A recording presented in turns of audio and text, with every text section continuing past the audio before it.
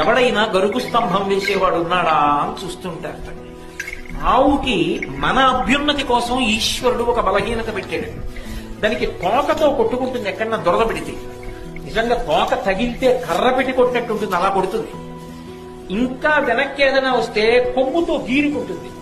కానీ కంటి కింద దురద పెట్టిందనుకోండి, చెవి పక్కన దురద పెట్టిందనుకోండి, గంగడోలు దురద పెట్టిందనుకోండి, దాన్ని గోక్కోవడానికి ఆధారం లేదు. కాబట్టి అది బాధపడుతుంది. గరుకు స్తంభం అని వేస్తారు. ఆ గరుకు స్తంభం వేస్తే అది ఏం చేస్తుందంటే, కంటి కింద దురద పెడితే కంటిని ఇలా పెట్టి ఎంతవరకు గోక్కోవాలో అంతవరకే గోక్కుంటుంది. గంగడోలు దురద పెడితే గంగడోలు దానికేసి రుద్దుతుంది. అలా ఆవు కాని గరుకు స్తంభాన్ని రుద్దినప్పుడు కొన్ని వెంట్రుకలు రాలి కింద పడిపోతాయి. పితృదేవతలు ఎదురు చూస్తుంటారు, సార్ నా వంశంలో ఎవడైనా గరుకు స్తంభం వేసేవాడు ఉన్నాడా.